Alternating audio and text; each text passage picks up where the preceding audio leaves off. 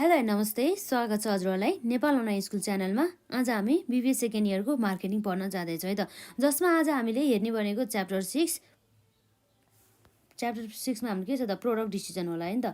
Product डिसिजनको बारेमा चाहिँ हामी यहाँ हेरिसक्छौँ हामीले यसभन्दा अगाडिका पार्टहरुमा। तर यसै च्याप्टरसँग सम्बन्धित केही पार्टहरु हाम्रो रहेको छ, त्यो भनेको हाम्रो जस्तै न्यू प्रोडक्ट है। नयाँ प्रोडक्ट भन्ने कुरा बुझिन्छ। यो नयाँ प्रोडक्ट भनेपछि के रहेछ त भन्दाखेरि दोज यस्तो प्रोडक्ट जसले चाहिँ अब के गर्छ भन्दाखेरि जुन त्यो प्रोडक्टलाई चाहिँ नयाँ तरिकाले डिजाइनिङ गरेको हुन्छ अथवा पहिला नै अलरेडी त्यो भएको त्यसकोमा भएको त्यो डिजाइनलाई चाहिँ हल्का मोडिफाइड गरेर अर्थात् रिडिजाइनिङ गरेर चाहिँ बनाएको यस्तो प्रोडक्टलाई चाहिँ हामी के भन्न सक्छौँ, एउटा नयाँ प्रोडक्ट भन्न सक्छौँ है। यो क्वेसन चाहिँ अब कहिलेकाहीँ हामीलाई चाहिँ अब 2 मार्क्समादेखि लिएर 10 मार्क्समा सोध्न सकिन्छ। र हाम्रो यसरी न्यू प्रोडक्ट भनेपछि कस्तो रहेछ भन्दा चाहिँ यस्तो प्रोडक्ट जुन चाहिँ कन्ज्युमरहरूलाई त अफर त गर्ने, मार्केटमा त लिएर आउने, तर त्यो जुन प्रोडक्टको चाहिँ के हुन्छ त पहिला भएको प्रोडक्टको भन्दा चाहिँ फरकै उसको चाहिँ विशेषता चाहिँ हुने गरी है ल्याएको हुन्छ भन्ने कुरा चाहिँ रह्यो। र यसरी चाहिँ यति भने चाहिँ हामीले नयाँ प्रोडक्ट भनेर चाहिँ बुझ्नुपर्ने हुन्छ। र यो नयाँ प्रोडक्ट गर्ने पनि कसरी चाहिँ अब हामीले नयाँ प्रोडक्ट ल्याउँछौँ भन्ने कुरा पनि हुन्छ। यसरी चाहिँ अब नयाँ प्रोडक्ट बनाउने तरिका भनेको चाहिँ कस्तो कस्तो हुन्छ भन्दा चाहिँ जस्तै कुनै पनि नयाँ फरकै ढङ्ग पुरै होल्ली नै फरक तरिकाको प्रोडक्ट ल्यायो भनेदेखि त्यसलाई चाहिँ इनोभेसन अथवा इनोभेटिभ प्रोडक्ट भनिन्छ। अथवा अलरेडी रहेको जुन हाम्रो प्रोडक्ट हुन्छ नि त्यसमा चाहिँ हल्का त्यसको फिचरहरूमा चाहिँ अलिकति मोडिफाइड गरेर चाहिँ गरिन्छ भनेदेखि त्यसलाई हामी के भन्छौँ त भन्दाखेरि replacement of the existing product पनि भन्न सक्छौँ। अथवा अब अर्को यस्तो प्रोडक्ट हुन्छ जुन चाहिँ ठ्याक्कै अर्को प्रोडक्ट जुन कम्पिटिटर्सले अथवा मार्केटमा चाहिँ अलरेडी अभाइलेबल भएको जुन प्रोडक्ट छ त्यो प्रोडक्ट चाहिँ अब नयाँ कम्पनीले चाहिँ अथवा त्यो यस्तो कम्पनी जसले चाहिँ यस्तो प्रकारको चाहिँ यसभन्दा अगाडि चाहिँ कुनै पनि प्रकारको गुड्सहरू उत्पादन गरेको छैन भनेदेखि त्यो कम्पनीको लागि त नयाँ टाइपको प्रोडक्ट हो नि त, हो जसलाई हामीले इमिटेटिभ अर्थात् नक्कल गरिएको भनिन्छ है। त्यस्तो प्रोडक्ट पनि भन्न सकिने भयो यो कुरा। यसरी चाहिँ हाम्रो आउने भयो है त प्रोडक्ट डेभलपमेन्ट अन्तर्गत। भनेपछि हाम्रो यसरी न्यू प्रोडक्ट हामीले कसरी गर्न सक्छौँ भन्ने तरिका भनेको कसरी भन्दा चाहिँ अब इनोभेटिभ प्रोडक्ट गरेर हैन, इनोभेसन अथवा इनोभेटिभ प्रोडक्ट भनौँ न है। अब यसलाई हामीले भन्न सक्छौँ जस्तै यसलाई इम्प्रुभ प्रोडक्ट अथवा मोडिफाइड प्रोडक्ट अथवा भनौँ न ओरिजिनल प्रोडक्टको कुरा आउने भयो यसमा।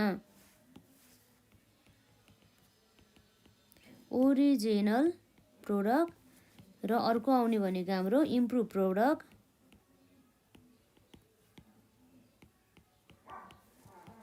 र यसपछि हाम्रो रहेको छ यसमा मोडिफाइड है त, हल्का मोडिफाइड कि एक्जिस्टिङ प्रोडक्टलाई चाहिँ हल्का मोडिफाइड गर्ने त्यसको विशेषताहरूमा अथवा फिचर्समा मोडिफाइड प्रोडक्ट भनिन्छ जसलाई। र अर्को रहेको छ हाम्रो यसमा न्यू प्रोडक्ट अथवा न्यू ब्रान्ड्स भन्छौँ है त यसलाई। यसरी चाहिँ हामीले देख्न सक्छौँ है त। यो त एउटा तरिका मात्रै भयो है त। भनेपछि हाम्रो के रहेछ भन्दा चाहिँ न्यू प्रोडक्ट भनेपछि हामीले के बुझ्नुपर्ने भन्दा चाहिँ बजारमा चाहिँ नयाँ प्रोडक्ट तर कसरी आयो त भन्दाखेरि अब त्यो ओरिजिनल प्रोडक्ट पनि हुन सकिन्छ भने मतलब भर्खर नयाँ प्रोडक्ट हुन पनि सकिन्छ, अथवा अलरेडी भएको प्रोडक्टलाई चाहिँ इम्प्रुभ गर्ने हल्का होइन, अथवा मोडिफाइड प्रोडक्टहरू आउने भयो, न्यू ब्रान्ड्स आउने भयो भनेपछि यो हाम्रो न्यू प्रोडक्ट भनेपछि कस्तो रहेछ भन्दा चाहिँ those product which offer such change for the customers that may necessitated designing or the redesigning of the marketing strategies है। जसको कारणले गर्दा चाहिँ जुन हाम्रो मार्केटिङ स्ट्राटेजिजहरूलाई चाहिँ फेरि डिजाइनिङ गर्ने अथवा अलरेडी रहेको त्यो मार्केटिङ स्ट्राटेजीलाई चाहिँ हल्का मोडिफाइड गरेर चाहिँ रिडिजाइनिङ गर्ने गरिन्छ।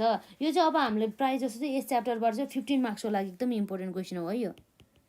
15 मार्क्सको लागि प्रोसेसमा चाहिँ प्रोडक्टको बारेमा न्यू प्रोडक्टको बारेमा डेफिनेसन सोध्छ र साथै यसको चाहिँ नयाँ प्रोडक्ट बनाउने प्रोसेस तरिकाहरू स्टेपहरूको बारेमा पनि सोध्ने गर्दछ है त। यसलाई भन्न सक्छौँ हामीले process of new product development. Process of new product development अन्तर्गत सुरुमा चाहिँ के हुन्छ भन्दाखेरि हाम्रो आउने भनेको यहाँ आइडिया जेनेरेसन। आइडिया नै नभएसम्म त अब के गर्ने कसो गर्ने भने थाहै हुँदैन। सुरुमा मेन सोर्सेस पहिलो स्टेप है, यो प्रोडक्ट डेभलपमेन्ट गर्ने पहिलो स्टेप भनेको के हो त भन्दाखेरि आइडिया जेनेरेसन हुनु पर्यो। र यसरी आइडिया जेनेरेसन भइसकेपछि अब सेकेन्ड स्टेपमा के गर्ने भन्दा चाहिँ त्यो आइडियालाई चाहिँ भिजन अथवा स्क्रिनिङ गर्ने के एउटा यो मैले जुन सोचेको कुरा चाहिँ यस्तो यस्तो गऱ्यो भनेदेखि यस्तो हुन्छ होला है भन्ने एउटा माइन्डमा भिजन अथवा एउटा स्क्रिनिङ गरिन्छ है, त्यो कुरा भयो। र त्यसपछि अर्को रहेको छ हाम्रो यहाँ कन्सेप्ट डेभलपमेन्ट, कन्सेप्टहरू डेभलपमेन्ट गर्ने र साथै त्यसलाई टेस्टिङ गरेर डेभलपमेन्ट मात्र नगरिकन त्यो कन्सेप्टलाई चाहिँ अब कतिको चाहिँ कार्यान्वयन गर्न सकिन्छ होइन वास्तविक रूपमा चाहिँ भनेर पनि यसलाई टेस्टिङ गर्नुपर्ने भयो। र त्यसपछि अब यसरी कन्सेप्ट डेभलपमेन्ट प्लस टेस्टिङ गरिसकेपछि अर्को स्टेपमा गर्न सक्ने भनेको के हो भन्दा चाहिँ मार्केट स्ट्राटेजिज हुन्छ नि, मार्केट स्ट्राटेजिजहरू चाहिँ डेभलपमेन्ट गर्ने अथवा मार्केटिङ स्ट्राटेजिजहरू, मार्केटमा अब के गर्ने कसो गर्ने होइन, कुन अब टार्गेट मार्केटलाई फोकस गर्ने कुरा भयो है, त्यस्तै इत्यादि कुराहरू चाहिँ हाम्रो यो मार्केटिङ स्ट्राटेजिज अन्तर्गत चाहिँ पर्ने भयो। मार्केटिङ स्ट्राटेजी डेभलपमेन्ट गर्ने, यसरी मार्केटिङ स्ट्राटेजिज त्यो प्रडक्टसँग रिलेटेड यसरी इस्टाब्लिस भइसकेपछि चाहिँ अब वास्तविक रूपमा नै अब हामीले चाहिँ अब भनौँ न प्रोडक्टलाई चाहिँ के गर्ने भन्दा चाहिँ डेभलपमेन्ट गर्ने है। यसरी अब भनौँ न पहिला यो हाम्रो आइडिया थियो, पहिला त्यो आइडिया माइन्डबाट हाम्रो के भयो त वास्तविक रूपमा नै फिजिकल एक्जिस्टेन्स हुने गरी चाहिँ त्यो प्रोडक्टको चाहिँ डेभलपमेन्ट भयो है त। र अब यसरी डेभलपमेन्ट भएपछि यसमा चाहिँ धेरै मात्रामा चाहिँ एकैचोटि उत्पादन नगर्ने, थोरै मात्रामा उत्पादन गर्ने हो। यसरी चाहिँ अब के गर्ने भन्दाखेरि टेस्ट मार्केटिङ भनेपछि मार्केटमा चाहिँ अब थोरै गुड्सहरू उत्पादन गरेर केही लिमिटेड गुड्सहरू मात्रै उत्पादन गरेर चाहिँ मार्केटले चाहिँ अब कस्तो भने मार्केटमा रहेको कन्ज्युमरहरूले बाहिरहरूले चाहिँ कस्तो रेस्पोन्स गर्छ भनेर चाहिँ यसरी चाहिँ मार्केटमा चाहिँ अब टेस्टिङ गर्न सकिन्छ भन्ने कुरा चाहिँ यो आयो है त।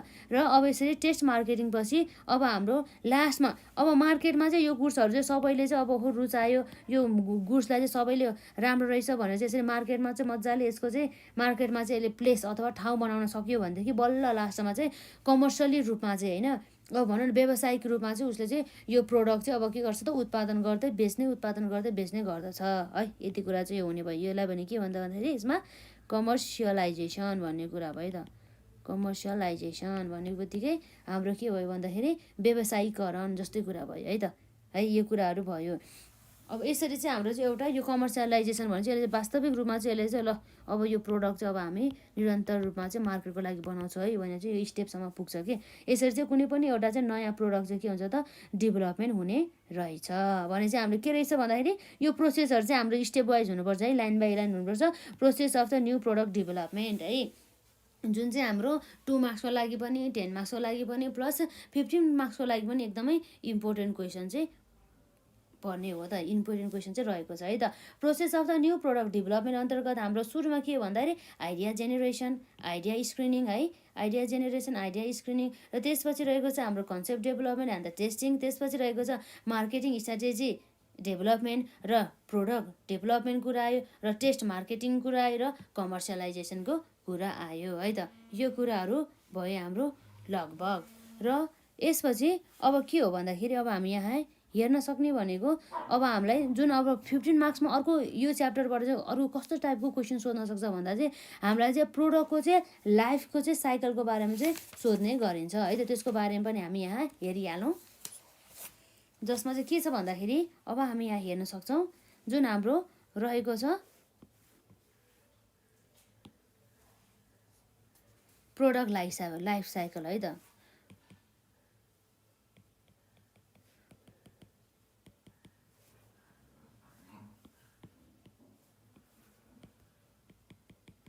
प्रोडक्ट लाइफ साइकल है, प्रोडक्ट लाइफ साइकल भन्ने बित्तिकै अब चाहिँ कुनै पनि एउटा प्रोडक्टले चाहिँ होइन एउटा साइकलको रूपमा चाहिँ उसले के गर्नुपर्ने हुन्छ, चक्रको रूपमा चाहिँ उसले चाहिँ एउटा भनौँ न पुरै चाहिँ सर्कल चाहिँ यसले पार गर्नुपर्ने हुन्छ।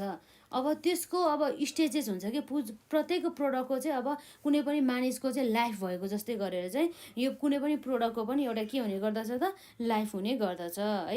यसरी चाहिँ हाम्रो यो प्रोडक्ट लाइफको पनि अब भनौँ न सबै यसको बारेमा सोद्धाखेरि चाहिँ अब हाम्रो के हुन्छ भन्दाखेरि प्रोडक्ट लाइफ साइकलमा हाम्रो यहाँ पर्ने भनेको के हो भन्दा मेन गरी सुरुमा के हुन्छ त एउटा इन्ट्रोडक्सन स्टेज हुन्छ है त। के हुन्छ त एउटा इन्ट्रोडक्सन स्टेज हुन्छ है त। यो इन्ट्रोडक्सन स्टेज पछि अर्को स्टेज आउने भनेको के हो भन्दा चाहिँ ग्रोथ स्टेज आउँछ है त। के आउँछ, ग्रोथ स्टेज आउने गर्दछ। र यसरी ग्रोथ स्टेज पछि अर्को आउने भने ग्रोथ पछि के हुन्छ त एउटा यो चाहिँ अब म्याचुरिटीको पिरियडमा जाने गर्दछ है त। के हुन्छ त म्याचुरिटी स्टेजमा जाने गर्दछ। र म्याचुरिटी स्टेजमा गइसकेपछि लास्टमा यो केमा जान्छ त भन्दाखेरि यो डिक्लाइनिङको स्टेजमा जान्छ है त। केमा जान्छ भन्दा डिक्लाइनको स्टेजमा जाने गर्दछ। यसरी चाहिँ अब यसको चाहिँ पुरै लाइफ साइकल अथवा लाइफ चक्र चाहिँ चलिरहेको हुन्छ है त। खासै यसमा त उयो त राम्रो भएन होइन, अब जे भए पनि ठिकै छ। यसमा हाम्रो हुन्छ के हुने रहेछ भन्दाखेरि सुरुमा प्रोडक्टको लाइफ स्टेज अन्तर्गत चाहिँ इन्ट्रोडक्सन स्टेज है, जसमा चाहिँ के भन्छ भने भर्खरै चाहिँ मार्केटमा चाहिँ अब यो कुनै पनि प्रोडक्टलाई चाहिँ इन्ट्रोड्युस गर्ने। यसरी इन्ट्रोड्युस गरिसकेपछि केही समयपछि चाहिँ अब सबैलाई चाहिँ यो प्रोडक्टको विशेषताहरूको बारेमा थाहा हुन्छ, अब के हुन्छ भनेर हुन्छ नि त।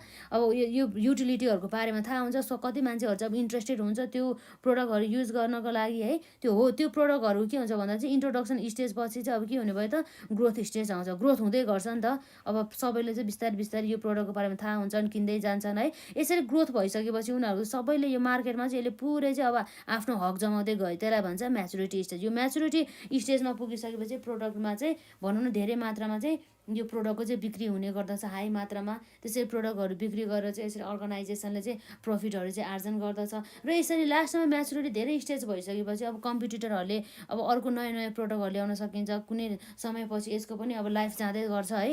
अब हो त्यसपछि आउने स्टेज भनेको डिक्लाइनिङ स्टेजै आउने हो है। यसरी हामीले प्रोडक्ट लाइफ साइकलको चाहिँ हामीले 4वटा स्टेज देख्न सक्छौँ, जस अन्तर्गत हाम्रो पर्ने भनेको के हो भन्दाखेरि एउटा इन्ट्रोडक्सन स्टेज, र त्यसपछि ग्रोथ स्टेज र म्याचुरिटी स्टेज र डिक्लाइन स्टेज है त। यो हाम्रो सुरुमा के हुन्छ त इन्ट्रोडक्सन स्टेज, र सेकेन्डमा ग्रोथ स्टेज, र थर्डमा म्याचुरिटी स्टेज, र नम्बर 4मा हाम्रो डिक्लाइन स्टेज पर्ने गर्दछ है त। यसरी चाहिँ प्रोडक्ट लाइफ साइकल छ जुन हाम्रो चाहिँ 2 मार्क्सदेखि लिएर 10 मार्क्सदेखि लिएर 15 मार्क्समा चाहिँ 15 मार्क्सको लागि पनि इम्पोर्टेन्ट क्वेसन चाहिँ पर्ने गर्दछ है त। यो प्रोडक्ट लाइफ साइकल भनेको यस्तै हो। जस्तै कुनै पनि मानिसहरूको चाहिँ जीवन चक्र जस्तै गरेर है यसको पनि के हुने गर्दछ त भन्दाखेरि एउटा चाहिँ जीवन चक्र हुने गर्दछ भन्ने कुरा चाहिँ भयो है त। यसरी यो कुराहरू भयो र आजलाई चाहिँ हामी यति नै गरौँ। हामी नेक्स्ट पार्टमा चाहिँ अरू कुराहरू चाहिँ हामी कभर गर्छौँ है त। ल।